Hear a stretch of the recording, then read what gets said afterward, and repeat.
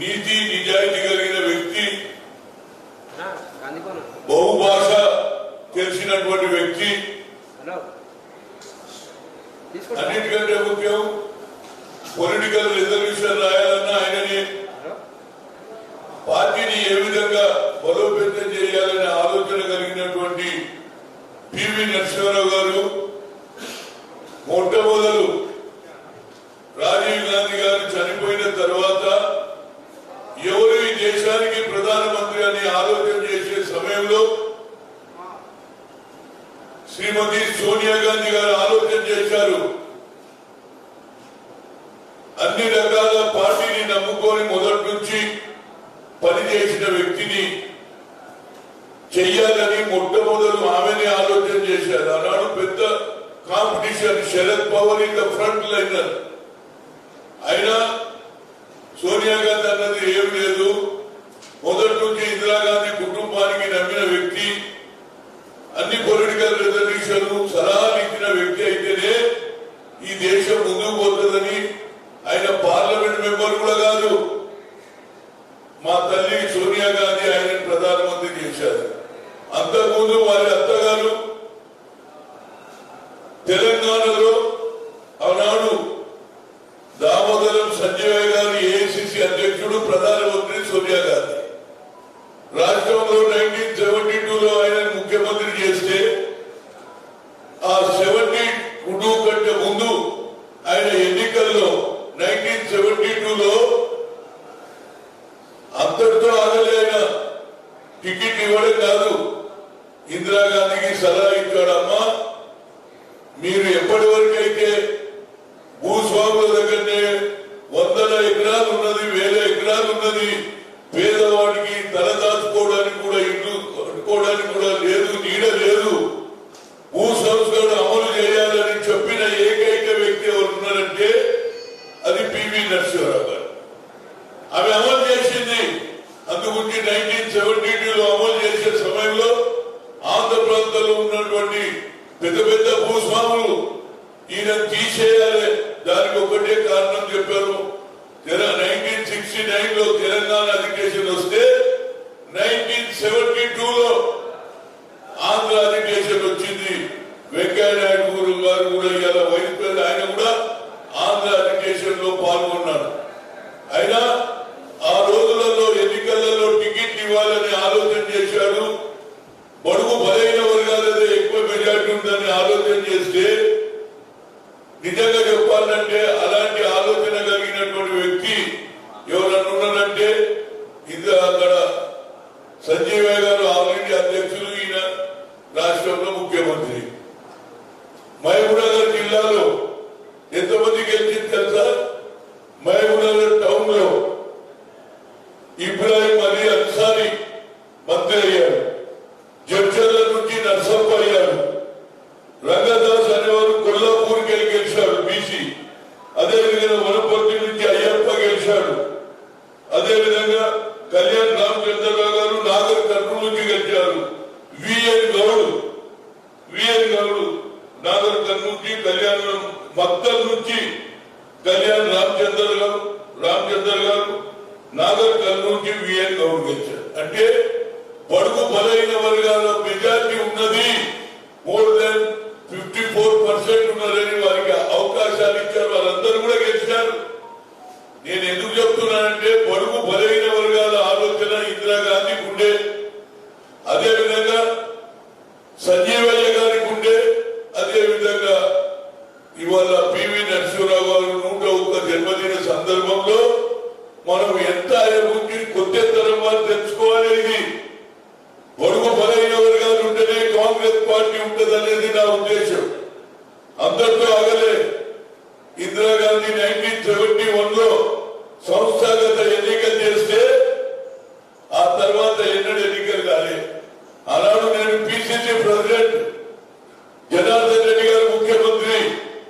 1992లో సంస్థాగత ఎన్నికలు చేశాడు, ప్లీనరీ సెషన్ తిరుపతిలో చేశాడు. అంటే కాంగ్రెస్ మీద ఎంత కమిట్మెంట్ ఉండదో మీరు ఆలోచన చేయండి. ఇవాళ కొందరు ఏదో తప్పు జరిగిపోయింది, సోనియా గాంధీ గారు దూరం పెట్టింది, ఇవన్నీ మాట వరుసలకు మా అత్త దగ్గర ఉన్నాడు, నా భర్త దగ్గర ఉన్నాడు, అదే విధంగా ఆయన చెయ్యాలని ఆలోచన చేశారు. ఎందుకంటే సంస్థాగతలు 1971 అయినాయి, మళ్ళా ఎప్పుడైంది 1992 అంటే ఈ మధ్యకాలంలో ఎప్పుడు ఎన్నికలే సంస్థాగత ఎన్నికలే లేవు. ఆనాడు ఉన్నటువంటి ముఖ్యమంత్రి జనార్దన్ రెడ్డి ఇందిరాగాంధీ చేయలే, ఈయనేం చేస్తాడని ఆయన మెంబర్షిప్ కూడా చేయించలే. నేను ఆనాడు పిసిసి ప్రెసిడెంట్ గా నాకు గర్వం ఫీల్ అవుతున్నా. ఆయన ఆల్ ఇండియా అధ్యక్షుడు, నేను మన రాష్ట్రంలో నంద్యాల నుంచి గెలిపించినటువంటి తిరిగి ఈయన గెలవడం వల్లనే ఆయన ప్రధానమంత్రి అయ్యాడు, ఆయన మెంబర్షిప్ చేశాడు, అదేవిధంగా ఆల్ ఇండియా ప్రెసిడెంట్ కూడా కాగలిగారు. అంటే ఎందుకు చెప్తున్నా అంటే వచ్చే తరం వారు, కొత్త తరం వారికి పివి గురించి తక్కువ తెలుసు. ఈనాడు పొడుగు బలైన వర్గాలకు ఇచ్చినటువంటి భూములు, అసైన్ భూములు ఎవరు తీసుకుంటున్నారు? మళ్ళా ఈ ప్రభుత్వంలో ఉన్నటువంటి నాయకులు వాళ్ళే దోచుకుంటున్నారు. ఇవాళ కేసీఆర్ కూడా తప్పు చేస్తున్నాడు. ఇందిరాగాంధీ ఇచ్చినటువంటి అసైన్ ల్యాండ్లు ఫ్యాక్టరీలకని ఇంకో పని కానీ ఇవాళ యాదగిరిగుట్టలో కూడా ఏది యాదగిరిగుట్ట డెవలప్మెంట్ చేస్తే ఆనాడు ఉన్నటువంటి ఇందిరాగాంధీ ఇచ్చిన 66 ఎకరాల భూమి కూడా 2 ఎకరాలు 1 ఎకరం ఇస్తే 10 భూములు ఇస్తే దాన్ని సాగు చేసుకొని మామిడి చెట్లు వేసుకున్నారు, వరి వేసుకున్నారు. ఆ భూములు కూడా ఇలాంటి ప్రభుత్వం ఉన్నది కనుక పివి నరసింహరావు గారిని ఎవరు మరవద్దు. ఇందిరాగాంధీ ఆలోచనను ఇంప్లిమెంట్ చేసిన ఏకైక నాయకుడు ఎవరున్నాడంటే ఆఖరికి ఆయన ముఖ్యమంత్రి పదవి అయినా లెక్క చేయలే, నేను అమలు చేస్తా అన్నాడు. బడుగు బలైన వర్గాలు ఇలా తలెత్తుకొని తింటుంటే ఇందిరాగాంధీ ఆలోచన, అదేవిధంగా పివి నరసింహరావు గారు ముఖ్యమంత్రి ఆలోచన. ఎందుకు చెప్తుందంటే సంస్థాగత ఎన్నికలు చేసిన ఏకైక వ్యక్తి 1971 లో ఇందిరాగాంధీ తర్వాత సంస్థాగత ఎన్నికలు చేసిన ఏకైక పివి నరసింహరావు గారు తిరుపతిలో ప్లీనరీ సెషన్ పెట్టినటువంటి వ్యక్తి. సరే నాకైతే అన్యాయం జరిగిందనుకో, నేనేం మర్చిపోతే, ఎందుకంటే నాకు అన్నిటికంటే గొప్ప ఏంటంటే పివి నరసింహరావు గారు సంస్థాగత ఎన్నికలు చేశారు అనేది నా గొప్పతనం. బడుగు బలైన వర్గాల గురించి ఏది భూస్వంతుడు ఎవరికి 1000 ఎకరాల భూమి ఉన్న వాళ్ళ దగ్గర భూములు తీసుకొని పేదలకు పంచిన ఇందిరాగాంధీ. అదేవిధంగా కమ్యూనిస్ట్ గోడల మీద దున్నేవాడికి భూమి అంటే దున్నేవాడికి భూమి ఇచ్చింది, డీజిల్ ఇంధనం ఇచ్చింది, బతుకుమని చెప్పింది. ఇవాళ ఉన్న ప్రభుత్వాలు కేవలం పేదోళ్ళ నోట్ల పట్టి కొట్టి అగ్ర కులాలకు లాభం చేస్తున్నటువంటి నరేంద్ర మోడీ ఆనాడు పండిట్ జవహర్లాల్ నెహ్రూ గారు ప్రవేశపెట్టినటువంటి ఏది ఇండస్ట్రీస్ అన్ని కూడా ఇవాళ ఏం చేస్తున్నారు? ప్రైవేట్ పరం చేస్తున్నారు. ఇవాళ ప్రైవేట్ పరం చేస్తే అందులో మా రిజర్వేషన్ ఉండదు, ఎస్సీ ఉండదు, బీసీ ఉండదు. ఏదైనా పివి నరసింహరావు గొప్ప నాయకుడు. అంతేకాదండి, రాజమండ్రి అటువంటి ప్రాంతంలో కూడా ఐదరు కాపు ఆ కమ్మ వాళ్ళకే ఇస్తారు, అటువంటిది బీసీ గెలిచారు. విజయ్ శిఖామణి తిరుపతి నుంచి గెలిచాడు. అలాంటి ఆలోచన కూడా ఇందిరాగాంధీ ఆలోచనను కూడా మన రాష్ట్రంలో నడవాలని, బడుగు బలైన వర్గాలకు పెద్దపీట ఇస్తేనే ఆనాడు చెన్నారెడ్డి గారు కూడా ఆలోచన చేశారు పేదవాళ్ళకి ఇవ్వాలని. దానికంటే ముందు పివి నరసింహరావు గారు బీసీల గురించి, ఎస్సీల గురించి ఆలోచన చేసిన వ్యక్తి, మహా వ్యక్తి. దానికి కొందరు ఏదో ఆయన చనిపోయినప్పుడు ఏది ఏఐసిసి తీసుకపోలేదని ఇవన్నీ చిన్న చిన్న, కానీ ఆయన మాత్రం ఎన్నడూ కూడా ఇందిరాగాంధీ కుటుంబానికి, రాజీవ్ గాంధీ కుటుంబానికి, సోనియా గాంధీకి ఆప్తుగా ఉన్నాడు. ఆయన 101 జన్మదిన సందర్భంలో వచ్చే తరం వారికి తెలవాలి, మహబూబ్నగర్ జిల్లాలో 5 బీసీలు ఒక మైనార్టీకి ఇచ్చిన వ్యక్తి వారు గెలిచి వచ్చారు. అంటే ప్రజల్లో మార్పు వస్తున్నది. బడుగు బలైన వర్గాలకు పెద్దపీట వేస్తేనే వచ్చే ఎన్నికల్లో తప్పనిసరిగా కాంగ్రెస్ గెలుస్తుంది. ఆ ఆలోచన ఇందిరాగాంధీ ఆలోచనను ఇంప్లిమెంట్ చేయాలని, మనం గతంలో జరిగిన ఆలోచనలు ఇంప్లిమెంట్ చేయాలని నా ఉద్దేశం. ఎందుకంటే ఇది సమయం. 101 సంవత్సరంలో ఆయన చేసిన అభివృద్ధి చాలా మందికి తెలియదు. ఇవాళ ఏది లిబరలైజేషన్ చేయడం వల్ల ఇవాళ కొన్ని లక్షల మందికి ఉద్యోగాలు, ప్రతి ఒక్కరు ల్యాప్టాప్ వేసుకొని తిరుగుతున్నారు. ఇవాళ పెద్ద పెద్ద ఇండస్ట్రీస్ వస్తున్నాయి. ఎవరు చేశారు? రాజీవ్ గాంధీ ఏమో ల్యాప్టాప్ చేస్తే ఆ రోజులలో ఈయన ఇండస్ట్రీస్ పెట్టాలని ఆలోచన చేసిన వ్యక్తి, ఇంతమందికి ఉద్యోగాలు ఇచ్చాడు. అదేవిధంగా పార్టీలో శాసనసభ్యులు కూడా మైనార్టీ మైనారిటీలకు బీసీలకు అందరికీ కూడా అవకాశం ఇచ్చిన వ్యక్తి. తిరుపతి అటువంటి పట్టణంలో విజయ శిఖామణి కూడా గెలిచాడు, రాజమండ్రిలో బీసీ గెలిచాడు. అదేవిధంగా మహబూబ్నగర్ జిల్లాలో 5 బీసీలు ఒక మైనారిటీ గెలిచిందంటే తప్పనిసరిగా ఆయన ఆలోచన విధానం, ఇందిరాగాంధీ ఆలోచన విధానం, న్యాయపైత ఏది దామోదరం సంజయ్ గారు ఈ దేశంలో నీతి నిజాయితీ కలిగిన వ్యక్తి ఎవరైనా ఉన్నారంటే సొంత ఇల్లు లేదురా బాబు. అలాంటి ఆలోచన కొత్త తరం మనం తెలుసుకోవాలి. ఈ ఆలోచనను కూడా మనం ఇంప్లిమెంట్ చేయాలి. అది ఇందిరాగాంధీ వీరు కూర్చొని ఎప్పుడు కూడా ఏం చేయాలి దేశం గురించి ఆలోచన చేస్తున్నారు. కానీ ఇవాళ నరేంద్ర మోడీ, అమిత్ షా కలిసి ఈ దేశాన్ని ముక్కలు చేయాలని ఆలోచన చేస్తున్నారు.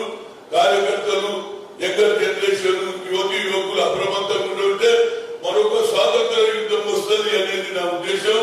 ఏదైనా వచ్చే ఎన్నికల్లో బడుగు బలైన వర్గాలకు ఎక్కువ ప్రాధాన్యత ఇస్తే తప్పనిసరిగా కాంగ్రెస్ జెండా రెపరెపలాడుతుంది. దానికి అందరూ కూడా ఆలోచన చేయాలి. కేవలం మనమే ఉండాలి అనేది కాదు. ఓటు బ్యాంక్ ఎవరిదైతే ఉన్నదో వాళ్ళని మన వైపు తీసుకోవాలి. అప్పుడే తప్పనిసరిగా పేదవాడు కూడా మనకు ఓటు వేస్తాడు. అదే ఆలోచన ఇందిరాగాంధీ అమలు చేసింది. అదేవిధంగా సంజయ్ చేశారు. అదేవిధంగా పివి నరసింహరావు గారు చేశారు. మహబూబ్నగర్ జిల్లాలో ఇంతమంది చాలా మంది అంటారు మీరు గెలుస్తారా, గెలిచినా లేదా 1972లో. అలాంటి ఆలోచన ఇప్పుడు కూడా ఉండాలనేది ఆయన జన్మదిన సందర్భంలో నా శుభాకాంక్షలు చెప్తా. అదేవిధంగా ఇందిరాగాంధీ అడుగుదారులో నడిచిన పివి నరసింహరావు గారు, మరి అదేవిధంగా కోడలుగా పార్లమెంట్ మెంబర్ కానటువంటి వ్యక్తిని దేశానికి ప్రధానమంత్రి చేసే ఏకైక నాయకురాలు ఎవరన్నట్టు అది సోనియా గాంధీ. బడుగు బలైన వర్గాల నుంచి ఆలోచన చేసే వ్యక్తి అని ఆలోచన చేశారు. ఇందిరాగాంధీ కుటుంబానికి దగ్గరున్న వ్యక్తి చేశాడు. కనుక వారికి, సోనియా గాంధీకి, అదేవిధంగా మా జన్మదినం చేసుకున్నటువంటి పివి నరసింహరావుకు శుభాకాంక్షలు చెప్పి వచ్చే తరం వారు కూడా ఇలాంటి ఆలోచన చేస్తే తప్పనిసరిగా కాంగ్రెస్ జెండా ఎగురుతుంది తెలంగాణలని కోరుతూ మీడియా మిత్రులందరూ కూడా పివి నరసింహరావు గారి ఆలోచన ఏమిటనేది చాలా కొత్త తరం వారికి తెలియదు. ఎందుకంటే అప్పుడున్న మీడియా మిత్రులు కూడా ఇప్పుడు లేరు. అంతా యంగర్ జనరేషన్ వచ్చేసి చాలా ఎంత 50 ఏళ్ల గ్యాప్ ఉన్నది కనుక దీన్ని కూడా మీరు ప్రజల దగ్గర పోతే ప్రజలలో చైతన్యం వచ్చి కాంగ్రెస్ కు లాభం అవుతుంది. పివి నరసింహరావు గారి ఆలోచన, ఇందిరాగాంధీ ఆలోచనను ప్రజలకు చెప్పాలని కోరుతూ మీ అందరికీ కూడా మరొకసారి ధన్యవాదాలు చెప్తూ పివి నరసింహరావు గారి జన్మదిన. మీరు చూస్తున్నారు ఐ డ్రీమ్ న్యూస్ ని. Please subscribe I Dreams. For more videos, Subscribe. I Dream. Please subscribe for more videos. I dream. I dream. For more videos, Subscribe, I dream. Please subscribe. Subscribe I dream channel. Do subscribe. I dream. I dream ఛానల్ని subscribe చేయండి. Do watch I Dream.